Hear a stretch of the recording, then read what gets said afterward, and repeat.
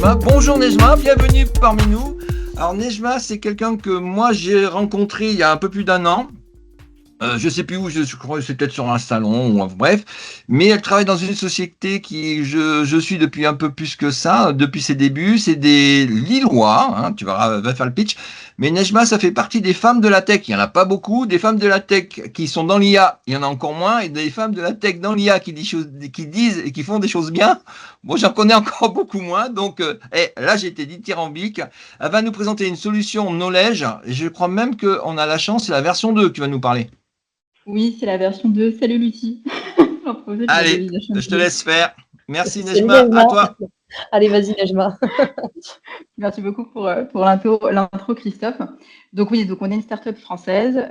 On s'est créé bien avant ChatGPT. On a développé une solution qui est un outil auteur qui permet de transformer des ressources en activités pédagogiques en l'espace de quelques minutes. Bonjour Jean-Pierre. Ça fait plaisir de te voir. Et donc la solution, c'est une solution qu'on a développée, j'aime le dire, avec Peanuts. Et on a ce MVP V1 que Lucie a pu tester avec ses équipes. Et là, on a la version 2 qui est beaucoup plus puissante, qui est souveraine, qui est agnostique et qui permet de transformer plusieurs ressources en activités pédagogiques.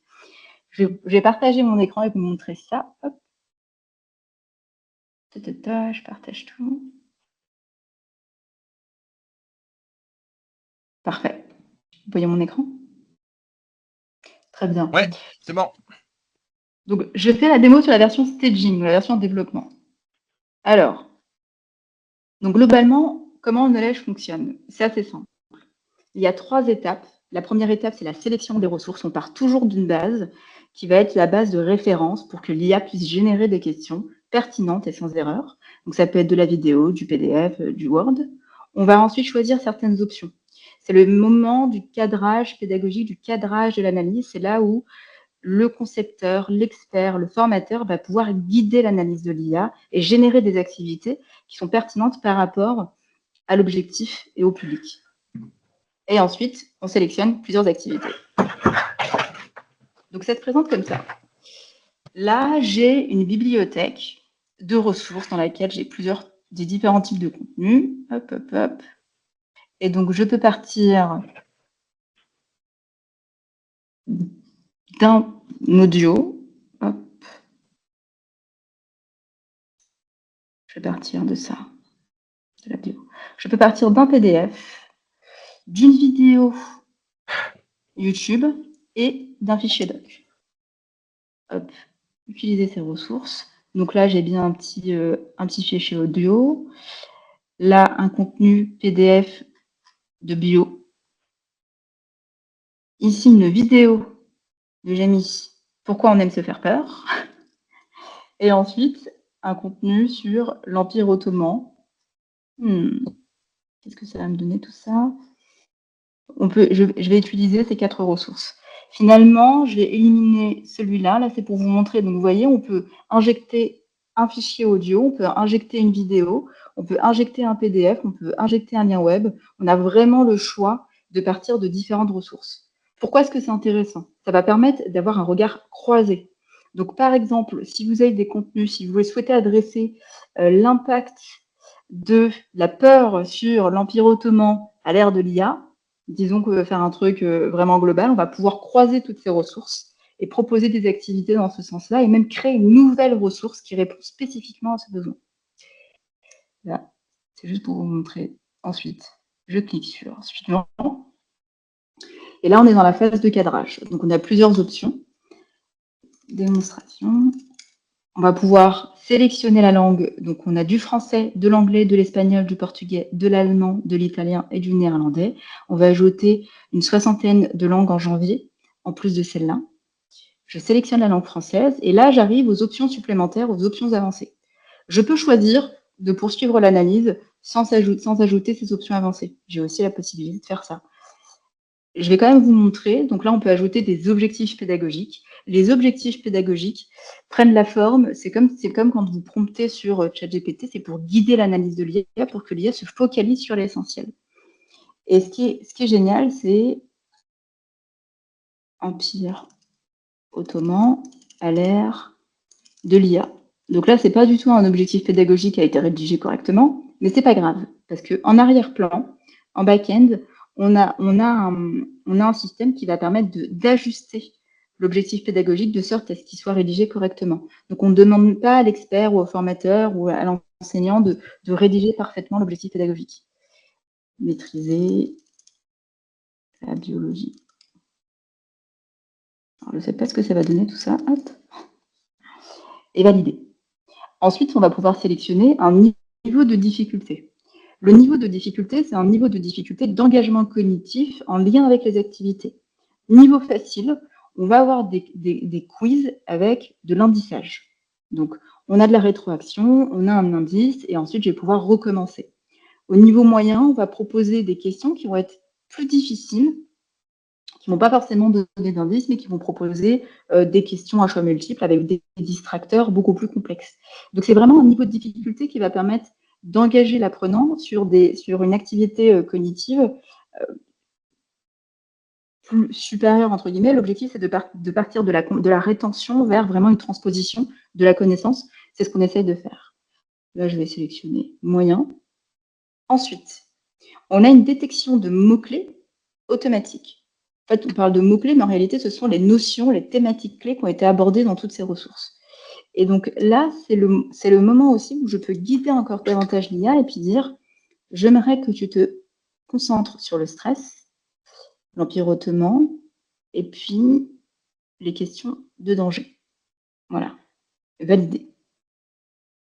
Et donc là, j'ai ajouté quelques indications à l'IA qui vont permettre, encore une fois, d'avoir un contenu in fine qui est extrêmement compatible avec les besoins de mon public. Et on a ajouté cette nouvelle fonctionnalité qui est facile à lire et à comprendre, et ça va permettre de rendre l'information plus simple et plus claire, donc littéralement rendre le contenu facile à lire et à comprendre. Ça, c'est quand on a des publics hétérogènes ou des publics qui n'ont pas forcément une maîtrise parfaite de la langue française ou aussi une maîtrise du sujet. En tant que néophyte, expliquer comment fonctionne un neurone à un enfant de 5 ans et l'expliquer, je ne vais pas dire à un enfant de 5 ans, mais l'expliquer à un néophyte et l'expliquer à un expert, on ne va pas du tout présenter l'information de la même façon. Et donc là, on va s'assurer de présenter l'information de façon intelligible. Troisième étape, donc vous voyez, c'est très simple. Hein. On entre dans un tunnel, on offre des options, on ne force pas les options, et ensuite, on propose de sélectionner les activités. On a 3 catégories d'activités. Les supports. Les supports, on va donc créer une nouvelle ressource. Avant, nous étions seulement dans la transformation pour de l'activité interactive, pour des quiz, pour des jeux. Là, on va carrément pouvoir créer un plan, une nouvelle ressource qui répond à mon besoin. Donc, c'est de la création de connaissances et de contenus, toujours sous la main de l'expert et à partir des contenus mis en référence. Donc, je peux sélectionner le glossaire, le résumé, le plan, le cours. Comme vous pouvez le voir, on va également avoir des vidéos et un PPT, c'est de la présentation. Je pense qu'il y a de la traduction automatique. Un PowerPoint généré aussi, bientôt. On a des flashcards, glisser les mots, questions à choix unique, quiz, questions ouvertes, mots croisés, mots mêlés et quelques activités de réflexion. Ici, on peut de façon automatique sélectionner. Si je suis un petit peu ludopédagogie, on a une présélection qui peut être faite en fonction des objectifs. Et je peux aussi personnaliser de mon package de sorte à ce qu'à chaque fois que je revienne sur l'interface, j'ai mon paquet personnalisé et je peux sélectionner le format que je souhaite. Étape suivante, analyse de l'IA.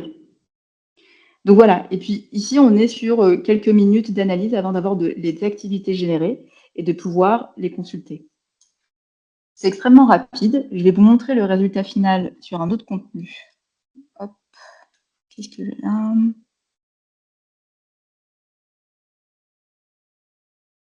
Empire ottoman. Donc, ok. Et donc, à la fin, vous avez toutes ces activités qu'on retrouve sur la gauche, qui sont les activités qui ont été générées de façon automatique. Et je vais commencer. Donc là, on va commencer par les supports de cours. Donc, on a bien un plan de cours qui a été généré. C'est un plan qui peut être réutilisé pour la structuration, aussi la scénarisation sur la plateforme LMS. C'est le type d'usage qu'on retrouve aujourd'hui. Et on a aussi ajouté une fonctionnalité qui va permettre l'inclusion et qui permet Donc ça, c'est avec une entreprise aussi du nord de la France, Cantou, et qui permet d'ajuster le contenu, par exemple, pour un public dyslexique. Donc c'est un add-on qui est présent, qui est disponible. Si j'en ai besoin, je l'active. Si j'en ai pas besoin, je désactive. Et on va pouvoir faire de la lecture aussi en synthèse vocale. On va pouvoir aussi augmenter la taille de police. Il y a vraiment différentes possibilités. L'objectif, c'est de rendre le contenu accessible. Ça, c'est un add-on qu'on a ajouté, qu'on prend en charge et qu'on a intégré sur toutes nos activités. Donc là, on a un plan de cours. On a maintenant aussi une nouvelle ressource, donc un tout nouveau contenu qui a été généré à partir de ce qu'on a mis en entrée. Voilà, on a un glossaire généré de façon automatique à partir de ce qu'on retrouve dans le contenu. Voilà, hop, liberté, liberté. On a également un résumé avec un abstract, les points clés et un résumé un petit peu plus détaillé. Maintenant, on passe aux activités. Donc déjà, en termes de support de cours, on est sur 4 activités qui sont générées en l'espace de quelques minutes, sans hallucination, sans phénomène d'hallucination, c'est-à-dire que l'IA va aller chercher les informations à l'extérieur et va commencer à raconter des bêtises. On se base sur ce que le contenu dit et sur ce qu'a donné l'expert comme cadrage. On a ensuite des exercices interactifs, des activités interactives qui reposent beaucoup sur la récupération de l'information, sur le testing effect qui est extrêmement puissant pour la rétention de l'information, mais pas que, pour la compréhension aussi. Donc là, on a des flashcards.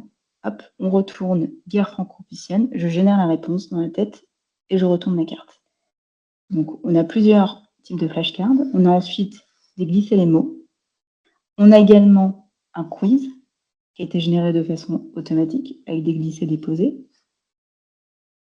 des questions à choix unique et questions à choix multiples, avec une rétroaction, un feedback immédiat qui informe et qui va venir compléter la bonne réponse. Si je recommence et que j'ai une mauvaise réponse, faux, j'ai également un feedback. Et je peux recommencer autant de fois que je le souhaite. Ensuite, on a également des questions ouvertes sous forme de flashcards. On a des mots croisés, des mots mêlés et des ateliers de réflexion. Ce sont des activités où on va amener, donc ça c'est plutôt pour le collectif, pour animer en classe et pour donner des idées aux formateurs. Donc, on a par exemple ici, quelle stratégie innovante pourrait être mise en place pour aborder les traumatismes historiques dans les programmes scolaires. Donc voilà. En analysant les conséquences de la démobilisation culturelle après la Première Guerre mondiale, comment pourrait-on concevoir un modèle éducatif qui intègre les mémoires collectives des conflits tout en favorisant la réconciliation entre les nations? Quelle stratégie innovante pourrait être mise en place pour aborder les traumatismes historiques dans les programmes scolaires? Donc ça, c'est une idée d'atelier que l'enseignant, que le formateur, qu'importe, va pouvoir animer, vraiment dans un contexte d'animation collectif, d'apprentissage entre pairs, proposer de transposer ce qui a été étudié juste avant. Ensuite, la particularité quand même de Knowledge, c'est que tout est absolument modifiable et que l'humain, on parle de human in the loop, l'humain reste dans la boucle et je peux absolument tout modifier. Donc là, j'ai par exemple 22 questions qui ont été générées. Je vais pouvoir me rendre sur les questions à choix multiples et dire, bon, quelle est la... Alors, qu'est-ce qu'on a ici? Hop. Prendre une question. Quels sont les termes et symboles qui ont été retirés du système international 1? Si je ne suis pas d'accord avec ça, je retire. Donc, on peut vraiment modifier absolument tout. Et c'est la particularité de notre outil, c'est de pouvoir avoir la main sur tout ce qui a été généré. Je vais également pouvoir ajouter des questions. Questions à choix multiples, vrai, faux. Et ensuite, je clique sur enregistrer de façon automatique. L'activité va se mettre à jour et je vais avoir ma nouvelle activité avec les questions et mes modifications. Cette capacité de modifier le contenu, elle est valable sur toutes les activités. Ça, c'est vraiment la force de la solution et c'est pour ça qu'on a une acceptation, une adoption qui est extrêmement forte. C'est parce qu'on arrive à proposer ces activités et les modifier. On a également une nouvelle fonctionnalité, le corpus. Ah, alors je découvre avec vous, ils ont fait un push il y a à peine une demi-heure, et comme on est dans l'environnement staging, ils ont ajusté le chatbot. Donc, c'est un chatbot qui repose encore une fois sur le corpus de connaissances qu'a injecté l'expert. On a la génération de cas d'usage et on a également la génération de brise-glace.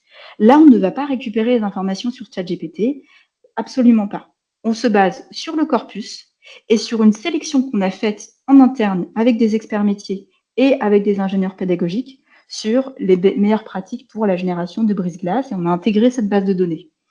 Donc, par exemple, si je clique sur génération, génère-moi un cas d'usage.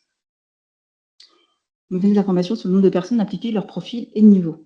Donc là, on peut, disons que j'ai une formation à animer, j'ai une classe à animer, je vais pouvoir indiquer, j'ai 15 étudiants avec des niveaux, voilà, différents. Envoyer. Et donc là, le chatbot va m'aider pour générer des mises en situation sur des thématiques précises et aussi pour pouvoir transposer la connaissance. J'entends, je vous vois pas, mais tu me dis que c'est top si je dépasse. Et on a également la génération de brise-glace. Et donc là, on va pouvoir, Icebreaker, pour te proposer un brise-glace adapté, j'ai besoin de quelques informations supplémentaires. Peux-tu me dire si tu souhaites utiliser l'activité au début ou à la fin de la formation? Début de la formation. Et ensuite, l'IA va me poser, le chatbot va me poser des questions. Quel est ton public? Quel matériel quelles ressources as-tu à ta disposition? Combien de personnes sera là? Merci, maintenant pourrais-tu me dire si l'activité se déroulera en présentiel ou à distance? En présentiel. Donc ça, c'est intéressant parce que on est sur un outil qui repose sur de l'IA, mais toutes les activités qui sont générées sont pas forcément utilisables que à distance. L'objectif, c'est aussi de pouvoir l'utiliser en présentiel.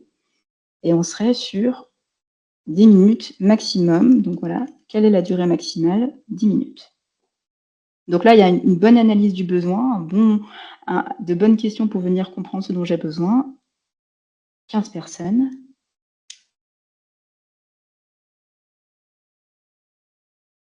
Plutôt adultes. Je peux ajouter plus d'informations si je souhaite. Je peux donner plus d'indications pour venir guider l'analyse. Pour l'instant, je ne fais que de répondre. Je suis assez passive. Voilà. Alors du coup, qui a fait quoi? Jamais fait ça. Voici un brise-glace adapté à ta situation. Donc on a un petit résumé de voilà tes critères. Demandez à chaque participant d'écrire sur un papier une phrase commençant par un jour j'ai fait, par exemple, un jour j'ai fait un saut en parachute, ou un jour j'ai mangé un insecte.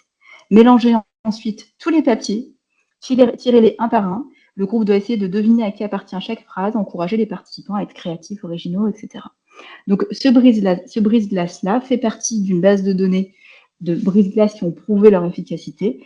Et là, c'est la proposition qu'on me fait. Si je ne suis pas satisfaite, je peux aussi dire, voilà, je ne suis pas contente, ça ne me va pas, je ne trouve pas ça fun. Donc, est-ce qu'on peut faire autre chose? Voilà. Après, sur la page. Et ensuite, la particularité de la solution, c'est que c'est un outil auteur. Qu'est-ce que ça veut dire concrètement? C'est qu'on n'est pas une plateforme, c'est pas une nouvelle plateforme dans laquelle on va intégrer de nouvelles, c'est pas une plateforme qui va venir récupérer la donnée des apprenants, qui va permettre de faire de la scénarisation comme sur des plateformes type Moodle ou d'autres plateformes. L'objectif ici, c'est de pouvoir tout exporter. Donc, j'ai la possibilité d'exporter sous différents formats.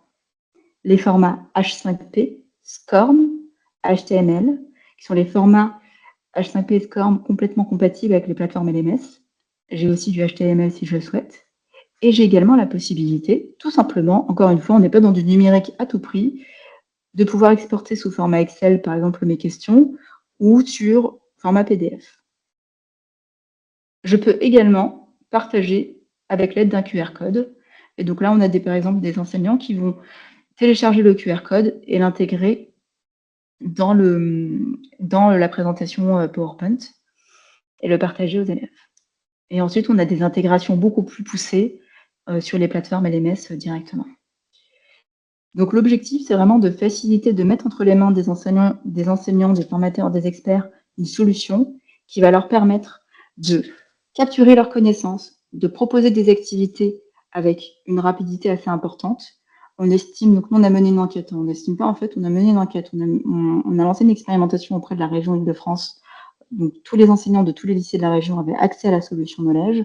On a mené une enquête et en moyenne, par semaine, les enseignants gagnent 12 heures en moyenne en utilisant Knowledge pour la préparation des cours, pour la génération des activités. Parce que si je devais générer et créer toutes ces activités manuellement, j'en aurais pour plusieurs jours.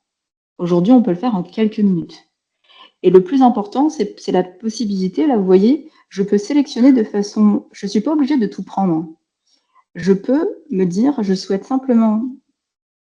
Je fais mon propre scénario pédagogique. Et donc, je souhaite commencer par des flashcards et par des jeux.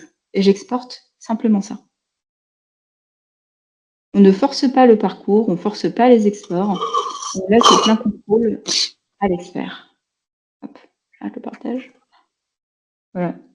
Dites-moi si je ne vous voyais pas, donc je regarde s'il y a des questions. Personne n'est parti, on est... attends, on est tous restés. On a du LTI. Je vois l'œil freezer à même à travers la caméra de Tom, qui lui, je ne sais pas si tu avais essayé déjà Tom, je pense que je t'en avais déjà parlé. Et Tom et Nejma, si vous aurez des choses à vous dire après, parce que Tom, il anime une communauté de plusieurs centaines d'enseignants, je pense que ça va les intéresser, n'est-ce pas, monsieur Tom? Moi, j'avais hâte. Bien sûr que je connaissais, mais sans l'avoir encore trop testé. Donc, merci Nejma, c'est top. Ouais, en fait, je représente le RNSPF. On travaille avec tous les CREPS, avec beaucoup de services déconcentrés.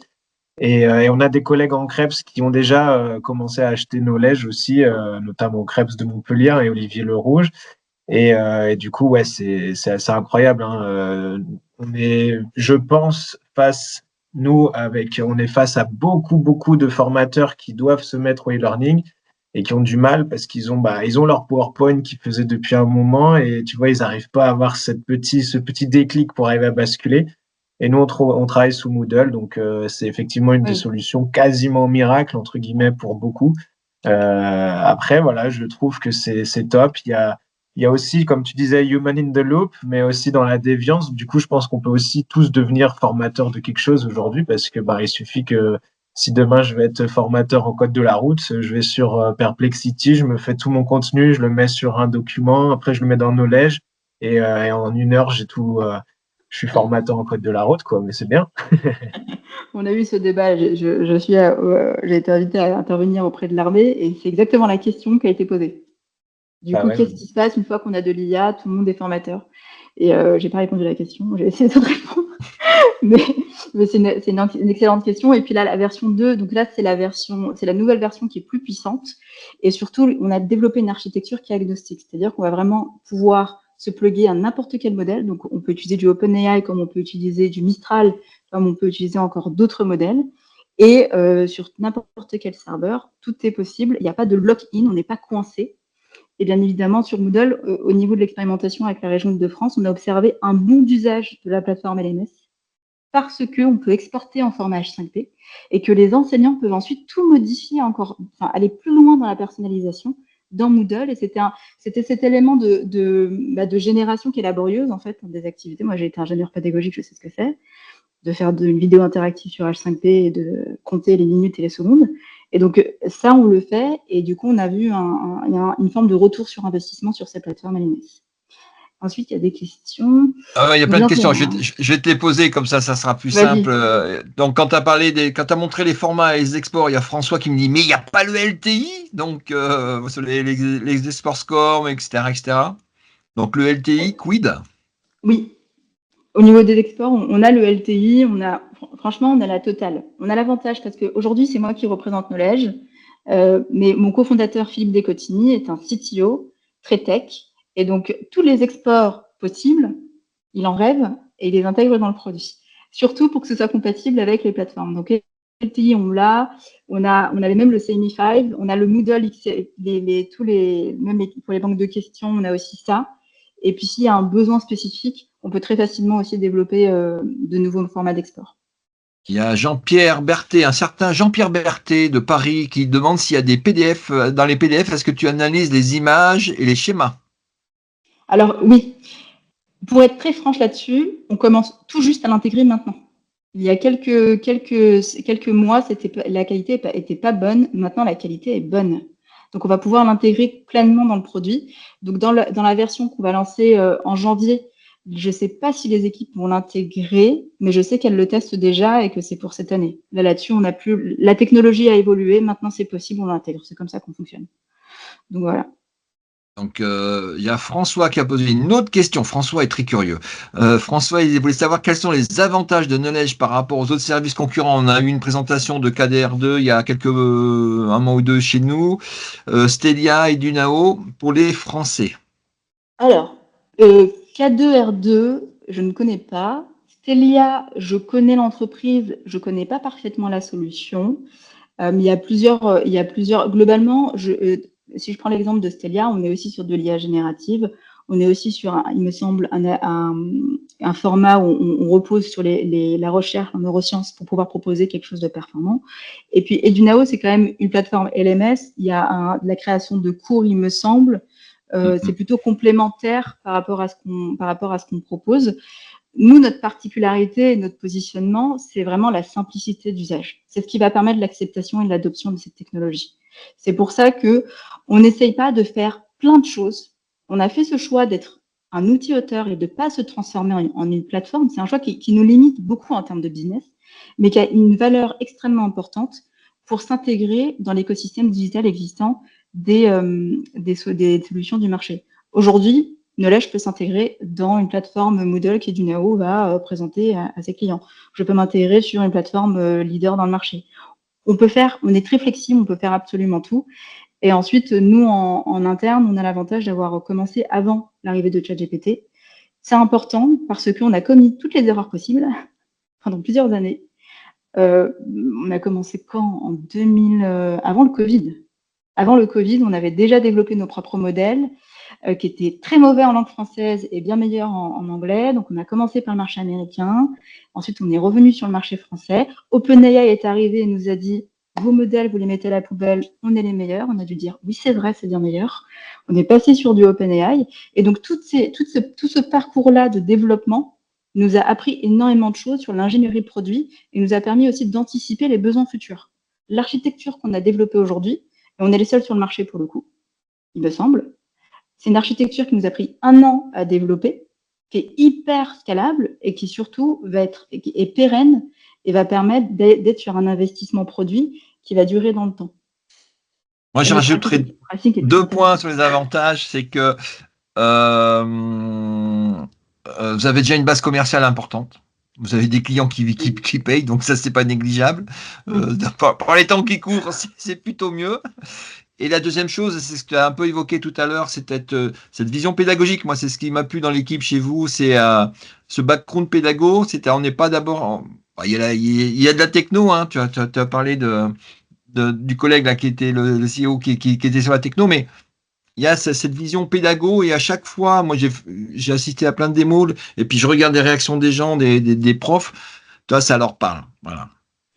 Je continue dans les questions encore. Alors Isabelle Fourcault. Pardon, juste là-dessus peut-être Christophe. Pardon, oui. Juste peut-être là-dessus parce que c'est vrai que je n'ai pas présenté Knowledge, c'est la rencontre entre Philippe Descottini qui est un CTO très expérimenté et moi qui à l'époque préparais mon projet de thèse sur l'impact de l'IA sur l'engagement cognitif. Donc la partie pédagogie et tech, dès le départ, c'est dans l'ADN du produit. On a vraiment cette volonté de continuer dans cette démarche et de proposer, on mène des travaux de recherche. Et effectivement, côté commercial, aujourd'hui, on a la solution qui est utilisée par tous les enseignants. C'est une IA générative. Et j'ai des enseignants qui m'envoient des messages en privé en me disant « Nejma, il me faut la solution pour les collèges, etc. » Donc, l'adoption a été extrêmement bonne côté éducation nationale, tant au collège qu'au lycée. Et effectivement, je pense que c'est aussi gage de qualité. Et pourtant, c'est avec la solution 1. Donc, le MVP, faire des cacahuètes. Donc, il va falloir qu'on assure. En fait. Isabelle Fourcault qui demande « Plus besoin d'ingénieur pédagogique avec cet outil point d'interrogation ?» Oui, Isabelle, effectivement, c'est une question qui est très récurrente. Eh bien, On a toujours besoin des ingénieurs pédagogiques, sauf que maintenant, ils vont vraiment pouvoir faire leur travail et faire plus que de la médiatisation, de l'intégration pure dans les solutions. Donc là, on est plutôt, ce qu'on voit, c'est qu'il y a une transformation dans la pratique des ingénieurs pédagogiques pour les structures où il y a vraiment une prise en main assez importante de la solution. Les ingénieurs pédagogiques vont pouvoir se concentrer sur l'accompagnement pour la mise des dispositifs de formation. Et donc là, on va vraiment plus loin. C'est une transformation qui est plus large, qui passe par l'humain, qui passe par l'utilisateur et qui va toucher aussi au niveau organisationnel. Donc, c'était un peu une crainte au départ, les ingénieurs pédagogiques, mais maintenant, ils voient bien que c'est pas le sujet aujourd'hui. Ouais, on perd beaucoup de temps sur des trucs qui sont pas très utiles, pas très. Et si on peut gagner du temps là-dessus, on aura notre valeur ajoutée à apporter. Alors, je parle ingénieur pédagogique. Il y a François qui revient avec ses questions. François, il voulait savoir, mais attends, tu parles qu'on peut utiliser plusieurs modèles de langage. J'ai pas vu ça dans l'interface. C'est peut-être au niveau admin, peut-être que ça se passe. Oui. C'est le choix du modèle qu'on veut prendre. Absolument. Exactement. Ça se fera au niveau admin. Donc, on va pouvoir sélectionner Mistral AI, différents modèles, GPT-4, GPT-3. Il y a des modèles qu'on travaille.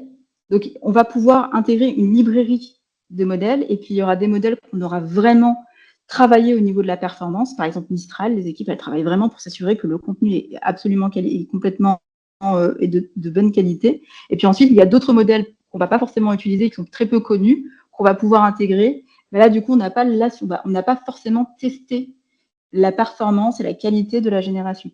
C'est un gros travail à ce niveau-là qu'on fait toutes les 2 semaines. Toutes les 2 semaines, j'ai des équipes, les ingénieurs pédagogues, qui vérifient la qualité. Donc, on va passer aux questions de Marco, parce qu'il y en a plusieurs, et on va y passer 2 jours là. Concernant les informations générales du cours, est-ce que la durée estimée d'une formation est précisée? Alors, au niveau du cadrage, aujourd'hui, non. Dans la version future de Knowledge, là c'est pour mars 2025, on aura la durée de la formation, ça pourra même être avant. Donc la durée de la formation, le nombre de questions qu'on souhaite aussi, et on va ajouter des fonctionnalités, des paramétrages beaucoup plus en phase avec le contexte de formation professionnelle. Là, c'est la solution, la façon dont on a les fonctionnalités qu'on a ajoutées, c'est plutôt générique, mais on va aller davantage là-dessus. Et le cours est conçu pour un format en ligne, en présentiel ou hybride. As you want. Exactement. Your call, j'allais dire ça. L'accompagnement d'un enseignant ou d'un animateur est-il pris en compte dans la conception du cours? As you want. Exactement. Ça me fait penser, nous, on pensait qu'en donnant cette solution, en mettant cette solution entre les mains des enseignants et des experts, le retour, ça allait être « Ah, je gagne énormément de temps, c'est génial ». Et en fait, l'un des retours que j'avais pas du tout anticipé, c'est la créativité pédagogique. Donc, ce qui me dit, c'est parfois, c'est pas forcément parfait, mais en fait, je m'en fiche pas mal. Ça me donne des idées et ensuite, on assiste à des cas d'usage qui émergent de façon très naturelle et organique en utilisant la solution. Donc là, tout est pour le présentiel. On a des enseignants qui impriment les flashcards parce qu'on peut imprimer les flashcards. On peut aussi imprimer les jeux. La comparaison avec Didask, moi je vais répondre parce que Didask, ils m'ont un peu saoulé. J'aurais demandé des comptes d'accès, de faire des démos, des trucs comme ça et on va vous montrer avant. Non, moi je veux faire donc je pourrais pas répondre, je sais pas, c'est leur réponse. Moi c'est mes copains, je les aime beaucoup. Mais bah, tu diras que le père Bati, il est pas content. Il y avait Sammy en plus aujourd'hui. Mais écoutez, Didas, c'est pas, je sais pas quels sont les avantages par rapport à Didas, c'est pas la même proposition de valeur. Non. Didas, on est quand même sur du all-in-one. C'est vraiment une proposition plutôt plus complète, globale, avec une plateforme LMS, avec différentes solutions en plus. Nous, encore une fois, on a un positionnement qui est très précis, c'est l'accompagnement dans la création des dispositifs de formation, dans la génération des activités. C'est très rapide, c'est accessible à tous, c'est pas forcément une solution qui nécessite une expertise en conception pédagogique. Je connais pas très bien la solution de Didask, mais c'est pas vraiment tout à fait la même chose. Après, l'ADN neurosciences, efficacité, là-dessus, on est complètement aligné. D'accord. Donc François, alors François, il y a encore, j'aime bien François, il taquine hein, aujourd'hui. Il parle d'Inunao qui propose la même chose directement de LMS. Donc il te dit que lui, il connaît bien K2R2 parce qu'on a fait une démo déjà ici chez nous. Donc je t'enverrai la vidéo si tu veux voir ce qu'il propose chez K2R2. Et Alors, parce que là, je me fais chambrer par François, il faut que je vois son visage. Où es-tu, ouais, François? ouais, ouais. Here we go. Et Ah, Lucie, c'est toi! I know you. Lucie, tu voulais faire un retour d'expérience. Non, mais juste, alors je suis très impolie, je suis désolée, je parle pas face caméra parce qu'en fait, 100 des chefs de projet ont entendu la voix de Nejma et donc on choisit de venir écouter la V2. Voilà, bon coucou. Non, juste un petit mot vraiment pour ajouter. Donc, je me permets d'intervenir. Je suis enseignant-chercheur à l'Université de Picardie-Jules Verne et pilote d'un projet pour lequel on a une somme non négociable à dépenser chez les EdTech. Et en fait, quand on a vu la solution de Nejma, toutes les questions que vous vous posez, on se les est posées et on a eu une stratégie de déploiement dans l'établissement qui a été extrêmement efficace parce que l'outil parlait de lui-même. C'est-à-dire qu'on a pris dans les 18 composantes qui existent à l'université, on a pris 18 personnes, un peu moteurs, qu'on connaît, qui sont un peu technophiles, qui aiment bien ce genre de trucs. On les a invités avec Nejma et Philippe et en fait, quand ils sont repartis dans leurs composantes, ils ont montré knowledge. Et là, non seulement, je reprendrai ce que disait Nejma tout à l'heure, non seulement ça permet aux enseignants de gagner 12 heures par semaine, alors ça, j'ai absolument aucun doute là-dessus, parce que je pense que tout enseignant qui a fait du H5P à la main comprend très bien que clairement, on gagne vraiment 12 heures. Mais surtout, et ça c'est un truc qu'elle a pas dit, c'est que ça a engagé des enseignants qui au départ n'utilisaient pas du tout ce genre d'outils. Et ça a été la vraie plus-value de Knowledge par rapport à d'autres outils EdTech, c'est qu'il y a des enseignants qui, en fait, ils disaient ne pas croire à l'efficacité de ce genre de dispositif. En réalité, ils se rendent compte qu'il est très intéressant, très efficace. Et pour survoler les questions, alors je disais en blaguant que je pouvais peut-être avoir un avis objectif parce qu'effectivement, je n'ai pas d'action chez Knowledge, mais moi, j'ai testé Edunao, j'ai testé Stedia. Clairement, on n'est pas dans le même game. Même Edunao qui propose quelque chose qui est implémenté Moodle et 100% mis dans Moodle, en fait, je pense qu'il vaut mieux le faire sur Knowledge, exporter en H5P et importer le H5P dans Moodle. En tout cas, nous, c'est ce qu'on fait, qui nécessite peut-être un clic de plus, mais par contre qui est bien plus pertinent pédagogiquement parlant. Et effectivement, maintenant, nos ingénieurs pédagogiques, en fait, utilisent Knowledge et se concentrent sur l'accompagnement de l'enseignant pour savoir comment il va utiliser ses flashcards, par exemple en binôme, ou alors comment il va proposer ses quiz, est-ce qu'il va faire de l'évaluation sommative, formative, ou, donc ça, en fait, c'est quelque chose qui est très intéressant pour tout le monde et qui a été révolutionnaire. On a 400 enseignants, on a 100 enseignants qui utilisent Knowledge. Enfin, c'est énorme. On ne s'attendait pas du tout à ça, quoi. Donc, ça, c'est voilà, top. Enfin, vraiment, super retour d'expérience, quoi. Merci beaucoup, Lucie. Ok. Bon, bah merci Lucie. Donc, tu as gagné, tu reviens un quart d'heure, prochain meeting. Hein. Ok. Nejma, grand merci. S'il y a d'autres questions, je te ferai revenir ici. Avec plaisir. Je vois qu'il y a d'autres questions, notamment sur la partie approche par compétence. Je pense que Lucie, tu auras aussi un petit mot à dire là-dessus. Je ne sais pas si, Christophe, tu souhaites faire ça maintenant ou pas, mais Allez, je pense que c'est intéressant pour Lucie. Je pense qu'elle travaille sur un super projet là-dessus. Merci beaucoup, Nejma. Je vois que tu connais aussi bien le PJB que moi. Oui, effectivement, tu as tout à fait raison. Hein. On est en plein dans l'approche par compétences et on travaille sur une démarche portfolio, notamment avec une solution de portfolio open source qui est Karuta. Il n'y a pas encore de lien, pour être honnête. Pourtant, ça devrait être intéressant. C'est une question que je t'avoue, Boris, on ne s'est jamais posée. Pourquoi on ne pourrait pas proposer à l'étudiant d'avoir un retour réflexif sur les utilisations qu'il fait de Knowledge par rapport au portfolio? Alors, pour l'instant, Knowledge, il est accessible qu'aux enseignants.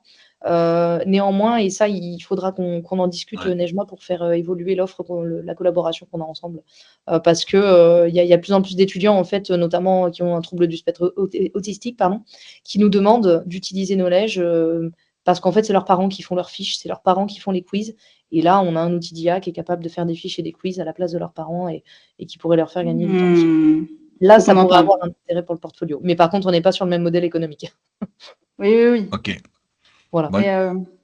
Mesdames, j'ai été obligé de vous couper parce qu'on on essaye de tenir un timing ici. On n'y arrive jamais, mais bon, on va essayer de faire d'enchaîner. Nejma, mille merci. Merci et beaucoup, on se revoit. merci à tous. S'il y a beaucoup de demandes, on reviendra vers toi après on en parlera à Londres. Ok. Avec grand plaisir.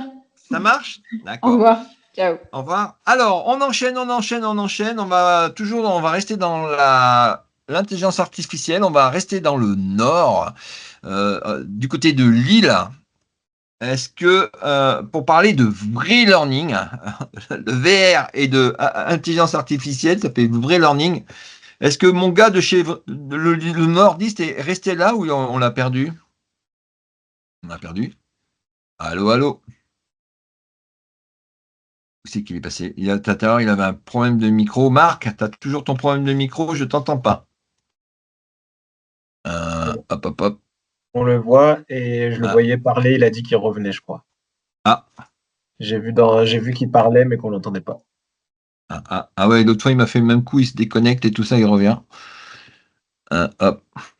Bon, François, est-ce que tu as eu la réponse à tes questions? Ouais, nickel. Impeccable. Mais après, je pense qu'il y a effectivement un effet, le premier arrivé remporte la mise quand il y a un produit mature. Typiquement, je pense que là, on est dans cette situation-là, quoi. Vu que c'est connu, ça se diffuse, etc. Pour autant, moi, j'ai été quand même assez stupéfait par ce que fait Dunao. J'ai vu ça au salon éducatif, là. C'est complètement incroyable, quoi. Et K2R2 aussi est très, très puissant. À mon avis, K2R2 est complètement comparable avec Knowledge. Je suis un petit peu embêté quand même pour Knowledge qui ne fasse pas de veille concurrentielle au bon niveau. Non, mais c'est vrai parce que c'est super important, en fait, quand tu es sur des fausses de pointe comme ça. C'est pour ça que j'ai posé la question, c'est de savoir comment les gens arrivent à se distinguer, en fait, de leur concurrence. Et c'est vrai que c'est pas très, très bien je pense que il faut vraiment faire des efforts de veille concurrentielle.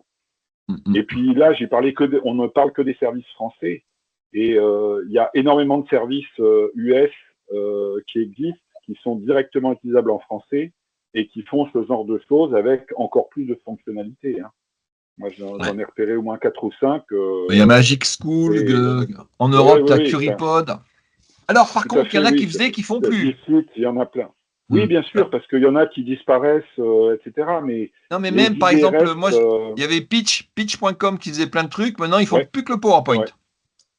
C'est vrai. L'autre fois, je dis, les gars, je vais vous montrer un truc, je rentre dessus, mais c'est passé où? Il n'y a plus rien. Et est-ce que vous savez pourquoi, du coup, il y a des fonctionnalités qui disparaissent? Parce qu'il faut les maintenir. Et puis, pitch.com, c'est 15 millions de déficit l'année dernière. Donc, ils ont licencié 150 personnes. Voilà, une des raisons. Ouais, il y a des questions de coût, je pense, et puis des questions de performance aussi. C'est-à-dire que si les interfaces ou le service rendu n'est pas à la qualité, les outils.